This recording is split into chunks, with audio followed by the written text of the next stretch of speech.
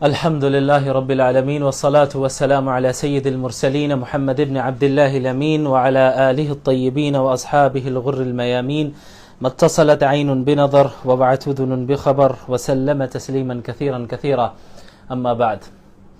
الحمدللہ 15ویں پارے تک کا خلاصہ پیش کر دیا گیا ہے اور آج پارہ نمبر 16 کا خلاصہ پیش کرنا ہے.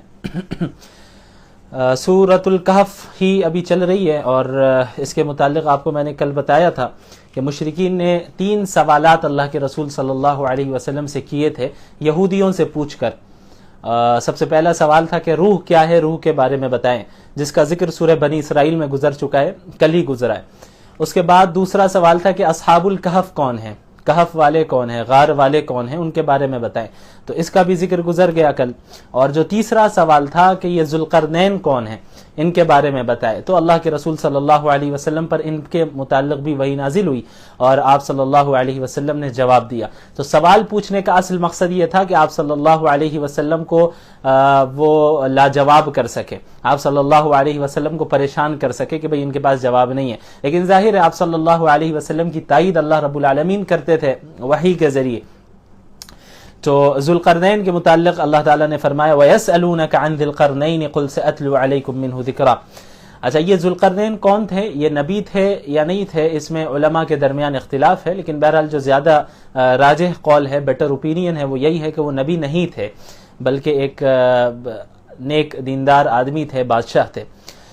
ان کے متعلق میں مختصراً بس یہ بتاتا چلوں، زیادہ تفصیل میں نہیں جاؤں گا. یہ ایسے شخص تھے جنہوں نے پوری دنیا کا سفر کیا تھا، مشرق میں بھی سفر کیا، مغرب میں بھی سفر کیا اور ہر طرف گئے. تو اسی طرح سفر کرتے کرتے وہ ایک علاقے میں پہنچے، ایک جگہ پہ گئے جہاں کے لوگوں سے انہوں نے بات کی تو ان کی زبان بھی الگ تھی، تو ان کی زبان بھی صحیح سے سمجھ میں نہیں آ رہی تھی. لیکن وہاں کے لوگوں نے حضرت ذوالقرنین کو بتایا کہ ہم یاجوج ماجوج سے پریشان ہیں، یعنی یہ جو وادی ہے، 2 پہاڑوں کے درمیان جو راستہ ہے، وہاں سے وہ آتے ہیں اور یہاں فساد پھیلا کر چلے جاتے ہیں اور تکلیف پہنچاتے ہیں ہم لوگوں کو. تو آپ کو ہم چند پیسے دیں گے، اس کے بدلے آپ اس پہاڑوں کے درمیان جو راستہ ہے اسے بند کر دیں. تو حضرت ذوالقرنین ان سے کہتے ہیں کہ مجھے پیسے کی ضرورت نہیں، اللہ نے مجھے جو دیا ہے وہ بہتر ہے، تم مجھے افرادی طور پر میری مدد کرو، جسمانی قوت کے ساتھ تم میری مدد کرو، میں تمہارے لیے یہ کام کر دوں گا. تو پھر حضرت ذوالقرنین نے دونوں پہاڑوں کے درمیان جو راستہ تھا اس کو لوہے کے تختوں سے اور پگھلے ہوئے سیسے کے ذریعے مضبوطی کے ساتھ اسے اس دیوار بنا دی اور اسے بند کر دیا تاکہ یاجوج ماجوج وہاں سے نکل نہ پائے. بہرحال پھر جب اللہ کا حکم ہوگا تو یاجوج ماجوج دوبارہ باہر آئیں گے. یاجوج ماجوج کوئی جانور نہیں ہے، انسانوں کی ہی نسل ہے. بہرحال اس پر کبھی انشاءاللہ تفصیل سے قیامت کی نشانیاں جو لائیو اسٹریم بھی ہوتی ہے ہماری، اور جو پلے لسٹ ہے آپ یوٹیوب میں جائیں سائنس آف قیامہ کے نام سے، تو اس میں جو ہم لوگوں کی سیریز چل رہی ہے وہ ابھی رک گئی ہے کسی وجہ سے، اس کو انشاءاللہ کنٹینیو کریں گے رمضان کے بعد. اس کے بعد اللہ تعالیٰ نے قیامت کی ہولناکی کا ذکر کیا ہے آیت نمبر 99 میں وَتَرَكْنَا بَعْضَهُمْ يَوْمَئِذٍ يَمُوجُ فِي بَعْضٍ وَنُفِخَ فِي الصُّورِ فَجَمَعْنَاهُمْ جَمْعًا، کہ قیامت کے دن سور جب پھونکا جائے گا تو اس وقت قیامت کی ہولناکی کی وجہ سے لوگ ایک دوسرے پر چڑھے جا رہے ہوں گے، ایک دوسرے سے ٹکرا رہے ہوں گے. بدحواسی کے عالم میں ایسا معاملہ ہوگا، اتنا خوف طاری ہو جائے گا کہ سب ایک دوسرے سے ٹکرا رہے ہوں گے. اللہ نے اس کا ذکر کیا. اور پھر اللہ تعالیٰ نے آیت نمبر 109 میں اپنی صفات کا اور اپنے کمالات کا ذکر کیا کہ قُلْ لَوْ كَانَ الْبَحْرُ مِدَادًا لِكَلِمَاتِ رَبِّي لَنَفِدَ الْبَحْرُ قَبْلَ أَن تَنْفَدَ كَلِمَاتُ رَبِّي وَلَوْ جِئْنَا بِمِثْلِهِ مَدَدًا. کہ اللہ کی جو قدرت ہے، اللہ کی جو صفات ہے، اللہ کی جو کمالات ہیں وہ ان لمیٹڈ ہیں. یعنی اگر آپ تمام سمندر کو تمام اوشنز کو انک بنا لیں اور اس کے ذریعے سے آپ اللہ کے کمالات کو، صفات کو، اللہ کی قدرت کو لکھنے لگے تو وہ پانی کم پڑ جائے، وہ انک کم پڑ جائے اور سارے سمندر خشک ہو جائے، لیکن اللہ کے کمالات تب بھی باقی رہیں گے، ختم نہیں ہوں گے. اس کے بعد اخیر میں اللہ کے نبی صلی اللہ علیہ وسلم کو کہا گیا کہ آپ کہہ دیجئے کہ آپ بھی میں بھی تمہاری طرح ایک انسان ہوں، بس فرق یہ ہے کہ میرے اوپر وحی نازل ہوتی ہے. قل انما انا بشر مثلکم یوحی الی انما الہکم الہ واحد، کہ تمہارا ایک خدا ہے، بس اس کی اطاعت کرو، اسے مانو.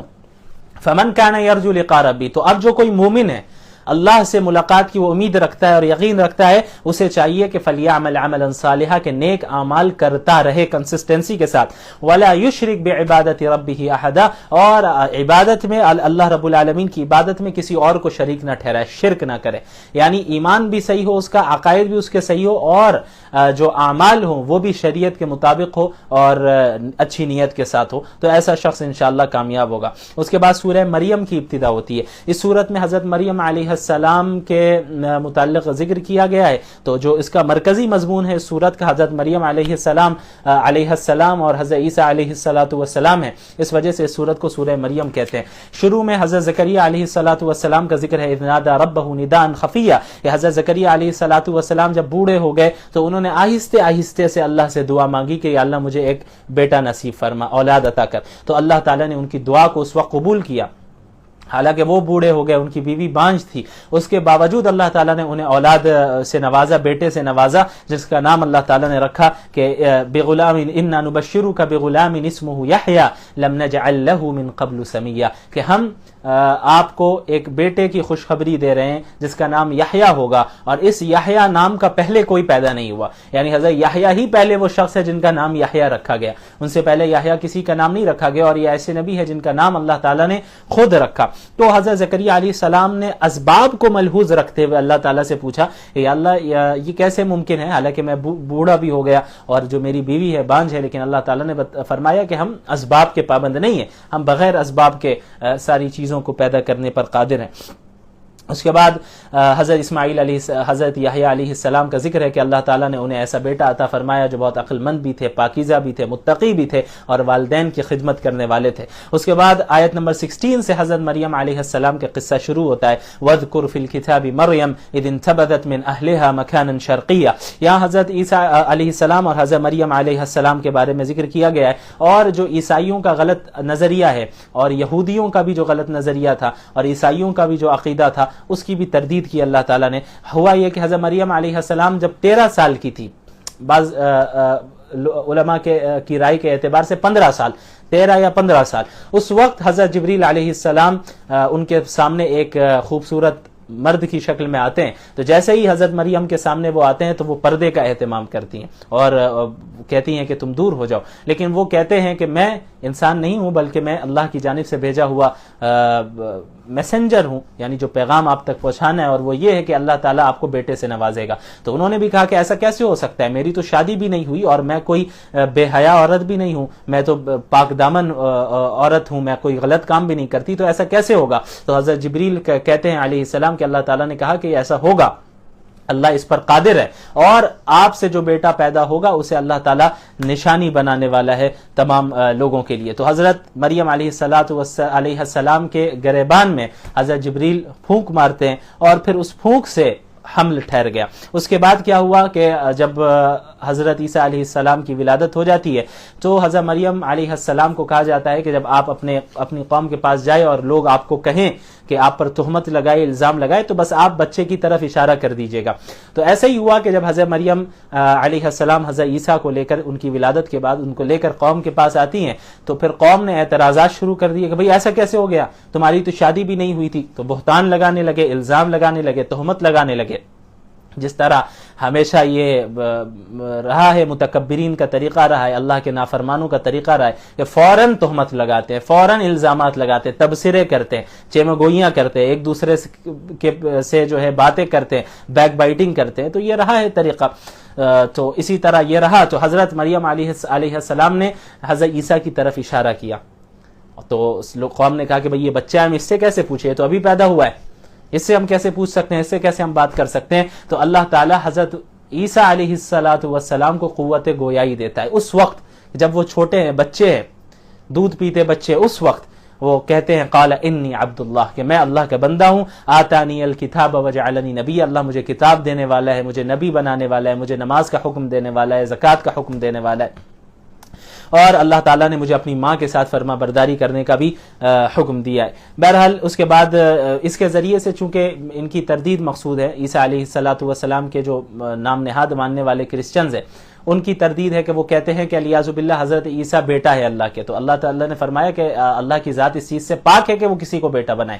جس طرح اللہ نے حضرت آدم کو پیدا کیا بغیر ماں باپ کے, اسی طرح حضرت عیسیٰ کو بغیر باپ کے پیدا کر دیا. تو حضرت آدم کے متعلق تو یہ نہیں کہا جاتا کہ وہ اللہ تعالیٰ الیاذ باللہ ان کے باپ ہے یا اللہ کے وہ بیٹے. تو حضرت عیسیٰ کے متعلق ایسا کیوں کہتے ہو؟ اور اللہ رب العالمین نے محض اپنے کلمہ کن کے ذریعے سے حضرت عیسیٰ علیہ الصلوۃ والسلام کو پیدا کیا. اللہ اس پر قادر ہے. اس کے بعد آیت نمبر 41 سے حضرت ابراہیم علیہ الصلوۃ والسلام کا ذکر ہے. وَاذْكُرْ فِي الْكِتَابِ إِبْرَاهِيمَ إِنَّهُ كَانَ صِدِّيقًا نَبِيًّا. یہاں سے کئی انبیاء کا ذکر ہے جن میں سب سے پہلے امام الموحدین حضرت ابراہیم علیہ الصلوۃ والسلام کا ذکر ہے کہ انہوں نے اپنے والد کو دعوت دی, توحید کی طرف دعوت دی, توحید کی طرف انہیں بلایا, لیکن ان کے والد نے ریجیکٹ کیا اور کہا کہ ہم اگر تم نہیں رکو گے ابراہیم تو تم پر میں پتھر برساؤں گا. جو حضرت ابراہیم کہتے ہیں کہ میں آپ کے لیے اللہ سے بخشش کی دعا کروں گا. اس وقت حضرت ابراہیم کو معلوم نہیں تھا کہ ان کے والد کے مقدر میں ہدایت نہیں ہے, لیکن جب انہیں معلوم ہوا تو انہوں نے مغفرت کی دعا مانگنا ترک کر دیا. کیوں؟ کیونکہ مشرکین کے لیے مغفرت کی دعا نہیں کی جا سکتی. اس کے بعد پھر حضرت موسیٰ علیہ الصلوۃ والسلام کا بھی ذکر ہے کہ اللہ تعالیٰ نے انہیں نبی بنایا اور ان کے ساتھ ان کے بھائی ہارون کو بھی نبی بنایا. اس کے بعد حضرت ادریس علیہ الصلوۃ والسلام کا ذکر ہے. وَاذْكُرْ فِي الْكِتَابِ إِدْرِيسَ إِنَّهُ كَانَ صدیقا نبیہ. اس کے بعد حضرت اسماعیل علیہ الصلوۃ والسلام کا بھی ذکر ہے. ان انبیاء کے ذکر کرنے کے بعد اب اللہ نے یہ بتایا کہ انبیاء تو نیک تھے, ان کی جو اولاد تھی وہ بھی نیک تھی, لیکن اس کے بعد پھر جو نسل آئی اور جو جنریشن آئی اس میں یہ ہوا کہ نالائق جانشین پیدا ہونے لگے. انہوں نے انبیاء علیہ الصلوۃ والسلام کے کام کو پیچھے رکھ دیا اور دنیا کو ترجیح دی. فخلف من بعدهم خلف اضاعوا الصلاة واتبعوا الشهوات فسوف يلقون غیا. کہ ان کے بعد ایسے جانشین آئے جن کے اندر دو بیماریاں تھیں. اضاعوا الصلاة, نماز کو ضائع کرتے تھے, نماز کی پابندی نہیں کیا کرتے تھے. واتبعوا الشہوات, اور اپنے ڈیزائرز کو فالو کیا کرتے تھے. تو معلوم ہوا کہ یہ جو نالائق جانشین ہوتے ہیں, جو جانشین بننے کے لائق نہیں ہوتے ہیں, مستحق نہیں ہوتے لیکن بن جاتے ہیں, ان کے اندر دو سب سے بڑی بیماری ہوتی ہے. ایک نماز کو ترک کرنا, نماز کو ضائع کرنا, اور دوسرا ڈیزائرز کو, شہوات کو فالو کرنا. اس کے بعد آیت نمبر 71 میں پل صراط کا ذکر ہے. وَإِن مِّنكُمْ إِلَّا وَارِدُهَا كَانَ عَلَى رَبِّكَ حَتْمًا مَقْضِيًّا. میدان محشر اور جنت کے درمیان جہنم ہے, اس کے اوپر ایک پل ہے جہاں سے ہر انسان کو گزرنا ہے. وَإِن مِّنكُمْ إِلَّا وَارِدُهَا, تم میں سے ہر ایک کو اس سے گزرنا ہے. تو جو گنہگار ہوگا, جو کافر ہوگا, وہ کٹ کٹ کر نیچے گرتا چلا جائے گا, اور وہ مومن بھی جو گنہگار ہوگا اور جس کو اللہ نے ابھی معاف نہیں کیا ہوگا وہ بھی گر جائے گا اس پل سے نیچے جہنم, جنت نہیں پہنچ پائے گا. اور پھر سزا کاٹنے کے بعد کئی سالوں کے بعد یا جب بھی اللہ مغفرت فرمائے پھر وہ جنت میں جائے گا. اور جو نیک ہوں گے, متقین ہوں گے, انبیاء ہوں گے, صلحاء ہوں گے, شہداء ہوں گے, وہ آسانی کے ساتھ وہاں سے گزر جائیں گے. تو ایک حکمت بہت بڑی یہ بھی ہے جنتیوں کو بھی وہاں سے گزارنے کی کہ وہ جہنم کو دیکھتے ہوئے جائیں گے. تو جب جہنم کو وہ اپنی آنکھوں سے دیکھیں گے, اس کے بعد جب جنت میں انٹر ہو رہے ہوں گے تو جنت کی قدر اور زیادہ ان کے یہاں بڑھ جائے گی. اس کے بعد سورہ طٰہٰ کی ابتدا ہوتی ہے. اس میں سب سے پہلے اللہ نے فرمایا طٰہٰ ما انزلنا علیک القرآن لتشقى. حضور صلی اللہ علیہ وسلم پر جب مکۃ المکرمہ میں قرآن کریم کی آیتیں نازل ہوا کرتی تھیں تو آپ صلی اللہ علیہ وسلم پوری رات تہجد پڑھتے تھے, پوری رات آپ صلی اللہ علیہ وسلم عبادت کرتے تھے, یہاں تک کہ آپ صلی اللہ علیہ وسلم کے قدم مبارک پر ورم پڑ جاتا تھا. تو آپ صلی اللہ علیہ وسلم کو اللہ تعالیٰ نے فرمایا کہ آپ کو اتنی زیادہ مشقت اٹھانے کی ضرورت نہیں ہے. تو اس کے بعد جو ہے پھر حضرت محمد صلی اللہ علیہ وسلم نے اپنے معمول میں تبدیلی لائی. وہ اس طرح کے رات کے کچھ حصے میں سویا بھی کرتے تھے, آرام بھی فرماتے تھے, اور پھر اٹھ کر تہجد بھی پڑھا کرتے تھے. اس کے بعد آیت نمبر 9 سے حضرت موسیٰ علیہ الصلوۃ والسلام کو نبوت جو ملی اس کا ذکر ہے کہ جب حضرت وَهَلْ أَتَاكَ حَدِيثُ موسیٰ, حضرت موسیٰ علیہ الصلوۃ والسلام جب لوٹ رہے تھے مدین سے اپنے گھر والی کے ساتھ, تو راستہ وہ بھول گئے. تو اب ضرورت پڑی ان کو کہ بھئی آگ چاہیے تھی, آگ کی ضرورت پڑی. تو انہوں نے اپنی گھر والی سے کہا کہ آپ یہاں پہ رکیں, مجھے دور سے آگ نظر آ رہی ہے, میں وہاں سے آگ لے کر آتا ہوں. تو حضرت موسیٰ علیہ السلام جب وہاں پہنچتے اس درخت کے پاس جہاں سے آگ انہیں نظر آ رہی تھی, تو جب قریب پہنچتے ہیں تو دیکھتے ہیں یہ آگ نہیں ہے بلکہ یہ تو ایک نور ہے اور ایک بہت تیز روشنی ہے جو حقیقت میں تجلی الہی تھی. تو وہاں پر پہنچتے ہی اللہ تعالیٰ نے انہیں نبوت عطا کی اور فرمایا کہ یا موسیٰ انی انا ربک فاخلع نعلیک انک بالوادی المقدس طویٰ, کہ اے موسیٰ میں تمہارا رب ہوں, اپنے جوتوں کو اتار دو کیونکہ تم اس وقت مقدس وادی طور پر ہو, طویٰ پر ہو, وہی کوہ طور میں. تو حضرت موسیٰ علیہ الصلاۃ والسلام کو اللہ تعالیٰ نے پھر وہاں پہ نبوت دی اور بتایا کہ میں ہی خدا ہوں جس کی تم عبادت کرو اور میرے ذکر کے لیے ہی نماز ادا کرو. پھر انہیں معجزے دیے, 2 معجزے, ید بیضا کا معجزہ اور عصا کا, جو کہ پہلے گزر چکا ہے, تفصیل میں نے پہلے بتا دی ہے. اس کے بعد انہیں حکم ہوا کہ آپ جو ہیں جائیں فرعون کے پاس اور انہیں جو ہے اسلام کی دعوت دیں, توحید کی دعوت دیں. تو حضرت موسیٰ علیہ الصلاۃ والسلام نے چند دعائیں مانگی اللہ سے جانے سے پہلے. ربی اشرح لی صدری, یا اللہ مجھے شرح صدر فرما, یعنی جس چیز کو مجھے سمجھانا ہے آپ مجھے اچھی طرح سمجھا دے تاکہ مجھے سمجھانے میں دقت نہ آئے. وَيَسِّرْ لِي أَمْرِي, اور میرے معاملے کو آسان فرما, ظاہری اسباب بھی عطا فرما. وَاحْلُلْ عُقْدَةً مِّن لِّسَانِي, اور میری زبان کو بھی فصیح کر دے کہ لکنت نہ رہے, میں اٹکوں نہیں بولتے وقت, بلکہ میں آسانی کے ساتھ بات کر سکوں تاکہ لوگ سمجھ جائیں. اور اس کے علاوہ انہوں نے یہ دعا کی کہ میرے خاندان سے حضرت ہارون کو, میرے بھائی ہارون کو بھی میرا معاون بنا دے, کہ وہ مجھ سے زیادہ فصیح ہے تو وہ زیادہ اچھے سے بھی بات کر سکتا ہے, تو جب میرے ساتھ رہے گا تو میری مدد ہوگی. تو حضرت موسیٰ علیہ الصلاۃ والسلام کی ان تمام دعاؤں کو اللہ تعالیٰ قبول فرماتے ہیں. اس کے بعد بطور احسان اور تسلی کے حضرت موسیٰ علیہ الصلاۃ والسلام کے ماضی کے چند واقعات یاد دلائے جاتے ہیں. اللہ تعالیٰ ذکر کرتے ہیں کہ جب بچپن میں فرعون نے یہ حکم دیا, فرعون کو ایک نجومی نے بتا دیا کہ بھئی جو ہے بنی اسرائیل کا ایک بچہ پیدا ہوگا, لڑکا, جو آپ کی حکومت کو ختم کر دے گا. تو اب وہ جو ہے پریشان ہو گیا, تو اس نے یہ فیصلہ لیا کہ بنی اسرائیل کے جتنے لڑکے پیدا ہوں بچوں کو ذبح کر دو, اور جو لڑکیاں ہوں اسے چھوڑ دو. تو حضرت موسیٰ جب پیدا ہوئے تو ان کی والدہ پریشان ہوئی, تو ان کے دل میں اللہ نے بات ڈالی کہ انہیں ایک صندوق میں رکھ کر دریا میں ڈال دو, اللہ اس کی حفاظت فرمائے گا اور آپ کے پاس واپس لوٹ آئے گا. تو انہوں نے ویسا ہی کیا اور وہ صندوق پہنچا فرعون کے محل کے پاس. تو فرعون کے لوگوں نے اٹھایا, تو فرعون کی بیوی جو حضرت آسیہ تھی, انہوں نے کہا کہ آپ اسے رکھیں, ہم اسے پالیں گے بیٹے کی طرح. تو اس کے بعد اللہ تعالیٰ نے کس طرح حضرت موسیٰ کی والدہ کے پاس ہی انہیں لوٹایا, انشاءاللہ اس کی تفصیل جو ہے 20ویں پارے میں گزرے گی انشاءاللہ. بہرحال تو ان واقعات کو ذکر کرنے کے بعد اللہ تعالیٰ نے حضرت موسیٰ سے کہا اور حضرت ہارون سے بھی کہا کہ آپ جائیں فرعون کے پاس اور فرعون کے پاس جا کر انہیں دعوت دیں. پھر وہ انہوں نے کس طرح انکار کیا وہ تفصیل پہلے بھی گزری ہے اور ابھی کئی مرتبہ اور بھی گزرے گی انشاءاللہ. ایک ہی واقعہ قرآن میں اگر کئی بار آیا ہے تو ایسا نہیں یوں ہی خواہ ان واقعات کو بار بار ذکر کیا گیا. ہر جگہ واقعہ سیم ہے, لیکن جس جگہ پر بھی وہ واقعہ ریپیٹ کیا گیا ہے ایک نئے انداز میں, نئے اسلوب میں کیا گیا ہے, اور ہر جگہ کسی ایک خاص چیز کی طرف اشارہ کیا گیا, کسی ایک نئی چیز کی طرف اشارہ کیا ہے. اور ایک واقعے کو جب بار بار ریپیٹ کیا جائے تو پھر اس واقعے کی اہمیت پتہ چلتی ہے کہ اللہ تعالیٰ اس پر زیادہ غور کرنے کی ہمیں دعوت دے رہا ہے. بہرحال اس کے بعد آیت نمبر 55 میں اللہ نے فرمایا منہا خلقناکم وفیہا نعیدکم ومنہا نخرجکم تارۃ اخری, کہ اسی مٹی سے, اسی زمین سے ہم نے تمہیں پیدا کیا ہے, اسی میں ہم تمہیں لوٹائیں گے جب تم مر جاؤ گے. ومنہا نخرجکم تارۃ اخری, اور دوبارہ اسی سے زندہ کریں گے قیامت کے دن.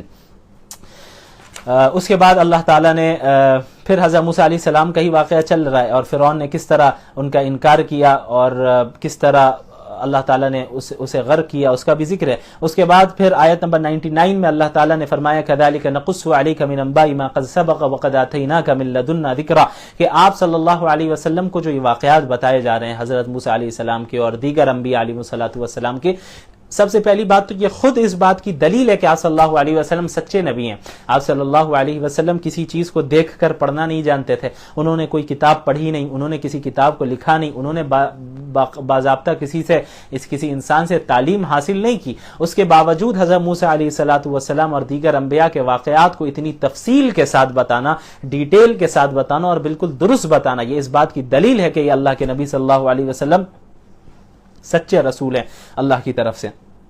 اس کے بعد آخر میں 1-1 آیت نمبر میں حضرت آدم علیہ الصلوۃ والسلام کا ذکر ہے, جو کہ پہلے بھی گزرا کہ کس طرح حضرت آدم علیہ الصلوۃ والسلام کو شیطان نے لغزش دی اور انہوں نے بھول سے اس درخت سے کھا لیا جس درخت سے انہیں روکا گیا تھا, اور پھر انہیں جنت سے نکالا گیا. اور پھر اللہ تعالیٰ نے فرمایا کہ من اعرض عن ذکری فإن له معیشة ضنکا ونحشره يوم القیامة اعمى قال رب لم حشرتنی اعمى وقد كنت بصیرا.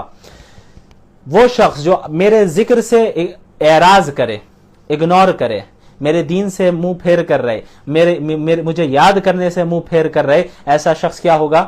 اللہ تعالیٰ نے فرمایا کہ اس دنیا میں بھی ہم اسے ڈپریسڈ لائف دیں گے, ایسی زندگی دیں گے جس میں وہ بہت پریشان ہوگا, ڈپریشن کا شکار ہوگا, پریشانیوں کا شکار ہوگا.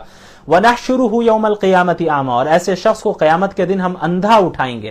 قیامت کے دن وہ شخص کہے گا قال ربی لم حشرتنی اعمی، اے میرے رب آپ نے مجھے اندھا کیوں اٹھایا، وقد کنت بصیرا، حالانکہ دنیا میں تو میں دیکھتا تھا، میرے پاس آنکھ تھی، میرے پاس بینائی تھی.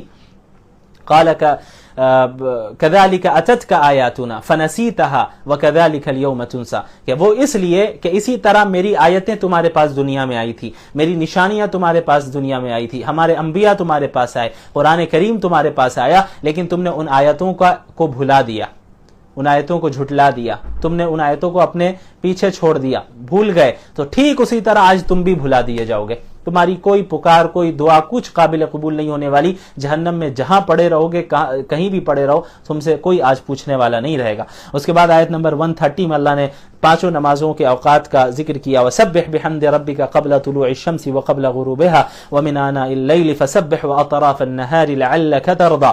یا قبل طلوع الشمس سے مراد فجر کی نماز ہے، وقبل غروبها ظہر اور عصر، ومن آناء اللیل اس میں مغرب اور عشاء ہے، واطراف النہار میں پھر فجر اور مغرب کی تاکید کی گئی ہے. اس کے بعد اللہ تعالیٰ، اللہ کے نبی صلی اللہ علیہ وسلم کو اللہ تعالیٰ نے فرمایا اور اللہ کے نبی کے ذریعے پوری امت کو وَلَا تَمُدَّنَّ عَيْنَيْكَ إِلَىٰ مَا مَتَّعْنَا بِهِ أَزْوَاجًا مِّنْهُمْ زَهْرَةَ الْحَيَاةِ الدُّنْيَا، کہ ہم نے جو دنیاوی لوگوں کو، کفار کو جو مال و دولت دی ہے اور دنیا کی زینت دی ہے، اس کی طرف آپ کی نگاہ نہ اٹھیں، کیونکہ ہم نے انہیں جو دنیاوی نعمتیں دی ہیں وہ تو انہیں آزمانے کے لیے دی ہیں.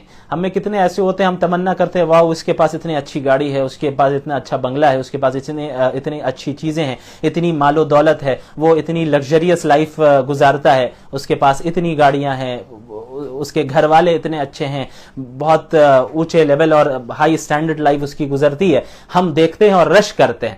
اللہ نے کیا فرمایا؟ لا تمدن عینیک الی ما متعنا به ازواجا منهم زہرۃ الحیاۃ الدنیا لنفتنہم فی، کہ دنیاوی لوگوں کو، کفار کو خصوصاً، جو ہم نے دنیا میں نعمتیں دے رکھی ہیں، ان نعمتوں کی طرف آپ کی نگاہ نہ اٹھے. کیوں؟ کیونکہ ہم نے انہیں آزمانے کے لیے دیا ہے، ہم ان مال کے ہی ذریعے انہیں آزما رہے ہیں. ورزق ربک خیر وابقار، آپ کو جو اللہ نے رزق دیا ہے اگرچہ تھوڑا ہی ہو کوانٹٹی کے اعتبار سے، لیکن اسی میں اگر آپ نے قناعت کر لی، آپ نے صبر کیا، ورزق ربک خیر وابقا، تمہارے رب کا جو رزق ہے وہ بہتر ہے اور زیادہ باقی رہنے والا ہے. کفار کے پاس، ڈس بلیورز کے پاس، اللہ کے نافرمانوں کے پاس جو مال و دولت ہے اور دنیا ہے، پیسے ہیں، یہ اللہ نے انہیں آزمائش میں ڈالا ہوا ہے. اگر اس کے ذریعے بھی وہ لوٹ نہیں آ رہے اللہ کی طرف شکر کرتے ہوئے، تو بہت زبردست پکڑ ہونے والی ہے. ہمیں جتنا ہے اللہ نے دیا ہے، مجھے اللہ نے جتنا دیا، اگرچہ ایک ہی گھر ہے ہمارے پاس، ایک ہی روم ہے ہمارے پاس، گاڑی نہیں ہے، آپ رکشہ سے سفر کرتے ہو، اس پہ عافیت ہے. اس دنیا میں جتنا ہلکا آپ رہیں مال کے اعتبار سے، اتنے آپ عافیت میں رہیں گے. دنیاوی اعتبار سے بھی زیادہ ٹینشن بھی نہیں رہے گا آپ کو، اور آخرت میں زیادہ سوالات بھی نہیں ہونے ہیں، زیادہ پکڑ بھی نہیں ہونی. تو اللہ نے فرمایا ورزق ربک خیر وابقا، کہ آپ کے رب کا جو رزق ہے وہ زیادہ بہتر ہے اور زیادہ دیر تک رہنے والا ہے، باقی اس کو بقا حاصل ہے، کیونکہ قیامت میں بھی ملنا ہے. اس کے بعد اللہ نے ایک آیت فرمائی وَأْمُرْ أَهْلَكَ بِالصَّلَاةِ وَاسْتَبِرْ عَلَيْهَا، کہ آپ اپنے گھر والوں کو نماز کا حکم کیجئے اور خود بھی نماز پر قائم رہیے. لا نسألک رزقا، ہم آپ سے رزق کا سوال نہیں کر رہے ہیں، نحن نرزقک، بلکہ ہم آپ کو رزق دیتے ہیں. والعاقبۃ للتقوی، اور جو اچھا انجام ہونے والا ہے وہ تو متقین لوگوں کا ہونے والا ہے. اس آیت سے مفسرین نے یہ نقطہ نکالا ہے کہ یہاں اللہ نے نماز کو رزق کے ساتھ جوڑا ہے، رزق کو نماز کے ساتھ جوڑا، کہ نماز کا حکم اپنے گھر والوں کو دیجئے اور خود بھی نماز پر قائم رہیے. ہم آپ سے رزق کا سوال نہیں کر رہے ہیں، بلکہ رزق تو ہم آپ کو دیتے ہیں. تو مفسرین نے یہ بتایا اور یہاں پر ایک نقطہ یہ ذکر کیا کہ نماز کی پابندی کرنا، اپنے گھر والوں کو بھی نماز کی پابندی کروانا اور خود بھی نماز کی پابندی کرنا، یہ رزق کے دروازے کو کھولنے کا ایک بہت بڑا سبب ہے. یعنی نماز کی جو پابندی کرتا ہے اللہ اس کے لیے رزق جو ہے میسر کر دیتا ہے، اس کے لیے رزق کو آسان کر دیتا ہے. اور ایسی جگہ سے اللہ نے دوسری جگہ بھی فرمایا وَمَن يَتَّقِ اللَّهَ يَجْعَل لَّهُ مَخْرَجًا، جو اللہ کا تقوی اختیار کرے گا، متقی ہوگا، نیک ہوگا، اچھے اعمال کرے گا، گناہوں سے بچے گا، اپنی جلوت میں بھی اپنی خلوت میں بھی اللہ کے پاس و لحاظ رکھے گا، يَجْعَل لَّهُ مَخْرَجًا، ہر مصیبت سے اللہ اس کے لیے ایگزٹ نکال دے گا، ہر مصیبت سے اس کے لیے نکلنے کا دروازہ نکال دے گا. وَيَرْزُقْهُ مِنْ حَيْثُ لَا يَحْتَسِبُ، اور ایسی جگہ سے اسے رزق دے گا جہاں سے اس کے گمان میں بھی نہیں ہوگا، وہ راستہ، وہ جگہ اس کے گمان میں بھی نہیں ہوگی، اس جگہ سے اللہ اسے رزق عطا فرمائے گا. تو اس لیے نماز کی پابندی کرنا. لوگ پوچھتے ہیں کہ بھائی رزق کا کوئی وظیفہ بتائیے, اس کا کوئی وظیفہ. سارے وظائف سب سیکنڈری درجے کی چیزیں ہیں.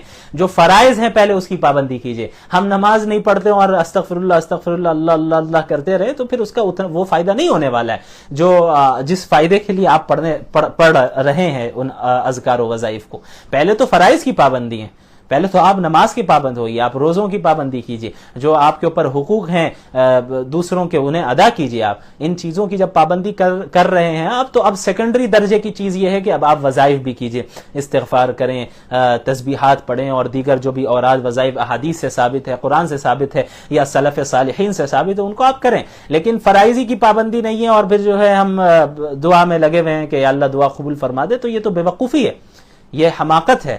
اس سے بڑی حماقت اور کچھ نہیں ہو سکتی. اللہ کے نبی صلی اللہ علیہ وسلم نے فرمایا الکیس من دان نفسه وعمل لما بعد الموت والعاجز من اتبع نفسه هواه وتمنى على الله. عقل مند وہ شخص ہے جس نے اپنے نفس کا پہلے ہی محاسبہ کر لیا اسی دنیا میں کہ بھئی میں کیا کر رہا ہوں کیا نہیں کر رہا ہوں, سب میرے سامنے, ابھی سے سدھر جانا ہوگا. وعمل لما بعد الموت, اور موت کے بعد کی زندگی کے لیے ابھی سے جو ہے اس نے عمل کرنا شروع کر دیا. والعاجز, اور جو عاجز شخص ہے, جو بے وقوف ہے, وہ کون ہے؟ من اتبع نفسه هواه, جس نے اپنے نفس کو خواہشات اور ڈیزائرز کے پیچھے لگا دیا.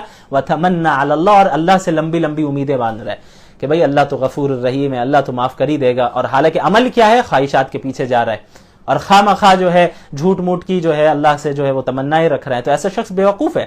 عقل مند وہ ہے جو پہلے عمل کرے پھر اللہ سے امیدیں باندھے, عمل بھی کرے ساتھ میں اور اللہ سے امیدیں بھی رکھے. تو یہ مومن کی پہچان ہے. چلے بہرحال اب 16ویں پارے کا خلاصہ تقریباً پیش کر دیا گیا. اب اس کے بعد انشاءاللہ کل سے پارہ نمبر 17 کا خلاصہ پیش کیا جائے گا.